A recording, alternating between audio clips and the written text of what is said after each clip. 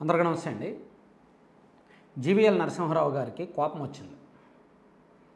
చాలా కోపం వచ్చి చాలా సీరియస్ అయ్యారు. ఎందుకంటే విశాఖపట్నం ఎంపీ సీటు ఆయనకి ఇవ్వలేదు కాబట్టి. పొత్తుల్లో భాగంగా ఆంధ్రప్రదేశ్లో టీడీపీ, జనసేన, బీజేపీ 3 పార్టీల పొత్తుల్లో భాగంగా బీజేపీకి 6 ఎంపీ స్థానాలు ఇచ్చారు. అరకు, అనకాపల్లి, రాజంపేట, నరసాపురం, రాజమండ్రి,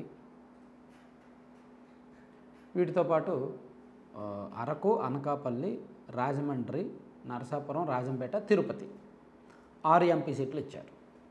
సో యాక్చువల్లీ జీవీఎల్ నరసింహారావు గారు గత 3 సంవత్సరాలు, 3 అని కాదులే కానీ నాకు తెలిసినంత వరకు ఒక 2 సంవత్సరాలు, 1.5 సంవత్సరం నుంచి కూడా విశాఖపట్నం ఎంపీ స్థానాన్ని ఆశిస్తున్నారు. పొత్తుల్లో భాగంగా విశాఖపట్నం ఎంపీ సీటు బీజేపీకి వెళ్తుంది, సో తాను పోటీ చేయొచ్చు అనే ఆలోచనతో ఉన్నారు. For your kind information, not only GVL గారు, పురంధేశ్వర్ గారు, సీఎం రమేష్ గారు అండ్ ఇంకొంతమంది బ్యాచ్ కూడా బీజేపీ వాళ్ళు విశాఖపట్నం ఎంపీ సీట్ నుంచి పోటీ చేయడానికి గత 2 ఏళ్ల నుంచి ప్రయత్నాలు చేస్తూనే ఉన్నారు పొత్తుల్లో భాగంగా. సో పురంధేశ్వర్ గారికి రాజమండ్రి ఇచ్చారు, సీఎం రమేష్ గారికి అనకాపల్లి ఇచ్చారు, జీవీఎల్ నరసింహారావు గారికి సీట్ లేకుండా పోయింది. సో అందుకే ఆయన కోపం వచ్చి ఇందాక కొన్ని ఆవేశపూరితంగా చాలా వ్యాఖ్యలు చేశాడు. నేను భవిష్యత్తు కార్యాచరణ ప్రకటిస్తాను అని. భవిష్యత్తు కార్యాచరణ అంటే ఎవరితో మాట్లాడతారు? సాధారణంగా రాజకీయ నాయకులు భవిష్యత్తు కార్యాచరణ ప్రకటిస్తాను అన్నారంటే అర్థం ఏంటి?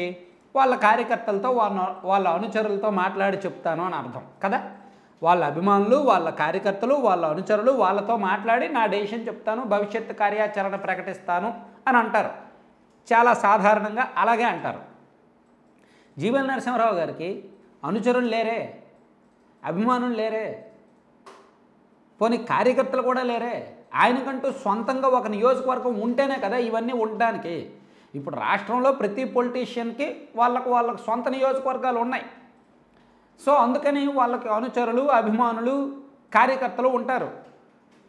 క్షేత్రస్థాయి అంటే ప్రజా సంబంధ రాజకీయానికి సంబంధం లేని జీవీఎల్ నరసింహారావు గారికి ఏ విధంగా అనుచరులు ఉంటారు, కార్యకర్తలు ఉంటారు? ఉండరు కదా. సో మరి ఆయన ఎవరితో చర్చిస్తారు? భవిష్యత్తు కార్యాచరణ ప్రకటించడానికి వైసీపీతో చర్చిస్తారా? అంటే ఏమో ఆయనకు వైసీపీకి లింక్స్ ఉన్నాయి అంటారు. నాకైతే తెలియదు, నేను ఎప్పుడూ చూడలేదు, నాకు సంబంధం లేదు, నన్ను అడగొద్దు. సో ఆయన వైసీపీ మనిషే, వైసీపీ తరపునే మాట్లాడతారని కొన్ని అంటుంటారు. నాకైతే తెలియదు, నేను ఎప్పుడూ చూడలేదు, నేను ఆ మాట అనను కూడా.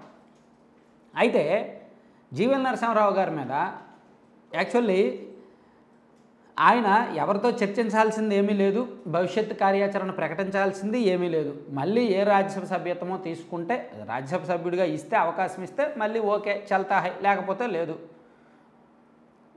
అంటే ఆయన గురించి నేను అలా మాట్లాడడానికి కారణం ఏంటంటే నాకు ఒక పెద్ద కంప్లైంట్ ఉంది ఆయన మీద. నేను ఆయన ఒక సందర్భంలో మాట్లాడాం. సందర్భం 2017 సెప్టెంబర్ 18వ తేదీ. నేను ఇప్పుడు ఈనాడులో ప్రకాశం జిల్లా బ్యూరో ఇన్ఛార్జిగా ఉన్నప్పుడు ఆయన సొంత విలేజ్, ఆయన పుట్టింది పెరిగింది అంతా ఆయన సొంత విలేజు అద్దంకి నియోజకవర్గ పరిధిలోని బల్లికురవ మండలంలోని వెలంవారిపాలెం అనే ఒక విలేజ్. అద్దంకి నియోజకవర్గం, బల్లికురవ మండలం, వెలంవారిపాలెం అనే విలేజ్. ఆ ఊరిలో మేబీ ఆయనది ఆ ఊరు, ఆ పక్కన ఊరు అనేది నాకు కరెక్ట్గా క్లారిటీ లేదు, నాకు తెలిసి అయితే అక్కడే. ఆ ఊరిలో నేను ఒకసారి ఆ ఊరిలో దాదాపుగా ఒక 1000-1200 పాపులేషన్ అయితే 80% మందికి, 80% మందికి రకరకాల కిడ్నీ వ్యాధులని, లేదా మూత్రపిండాల సమస్యలని, లేదా ఫ్లోరైడ్ సమస్యలు, ఇలా రకరకాల సమస్యలు ఉన్నాయి. దానికి ప్రధాన కారణం ఏంటంటే అక్కడ వాళ్ళు తాగుతున్న నీటిలో కొంత స్ట్రాన్షియం మూలకాలు లాంటివి ఏవో ఎక్కువ ఉండడం వలన, భూగర్భ జలంలో కొంత కలుషిత పదార్థాలు ఉండడం వలన వాళ్ళకి ఆ ఇబ్బందులు వచ్చాయనేది ఒక స్టడీలో తేలడంతో నేను మొదటి పేజీలో ఈనాడు బ్యూరో ఇన్ఛార్జ్గా ఉన్నప్పుడు ఒక వార్త రాశాను. ఆయన ఇమీడియట్గా దానికి రెస్పాండ్ అయ్యారు. ఇమీడియట్గా రెస్పాండ్ అయ్యి నాకు మాట్లాడి, ఇలా ఎవరు రాశారు ఏంటనేది వాళ్ళ టీంతో మాట్లాడి, నాతో మాట్లాడి, నేను ఆ ఊరికి నా రాజ్యసభ ఫండ్స్ అమౌంట్ ఇస్తాను, సో 10 లక్షలు ఇస్తాను, నేను ఆ ఊరు వెళ్తాను, నేను ఆ ఊరు వెళ్ళి చూస్తాను, వాటర్ ట్యాంక్ కట్టిస్తానని ప్రామిస్ చేశారు. సరే మంచిది, నా వార్తకు మంచి స్పందన వచ్చింది కదా, పెద్ద ఆయన జీవీఎల్ నరసింహారావు గారు అంటే ఆల్మోస్ట్ బీజేపీ పెద్దలకు లింకులో ఉన్న వ్యక్తి కదా, సర్లే పని అయిపోద్ది, కేంద్రంలో మంచి పొజిషన్లో ఉన్నారు కదా అనుకున్నా. ఫోన్లో మంచి వార్త రాసే సొల్యూషన్ దొరికిందో అని అనుకున్నా. కానీ లేదే, 2 సంవత్సరాలు అయింది, 3 సంవత్సరాలు అయింది, 4 సంవత్సరాలు అయింది, ఎన్ని సంవత్సరాలు అయింది, లేదే. అక్కడ వాటర్ ట్యాంకు కట్టలేదు, ఆ సమస్య సాల్వ్ అవ్వలేదు. ఆయన ఆ సమస్య నాకు ఇమీడియట్గా నాకు స్పందించడంతో అప్పుడు అద్దంకి ఎమ్మెల్యేగా ఉన్న గొట్టిపాటి రవికుమార్ గారు ఆ సమస్య మీద స్పందించారు. ఆ రోజు ఈవినింగ్ ఆయన స్పందించి అక్కడ ఏమైనా వాటర్ ట్యాంక్ అట్లాంటివి ఏమైనా కావాలా, నేను ఒకసారి అప్పుడు సీఎంగా చంద్రబాబు గారు ఉంటే సరే నేను సీఎం గారితో మాట్లాడతాను చూద్దాము అని అన్నారు.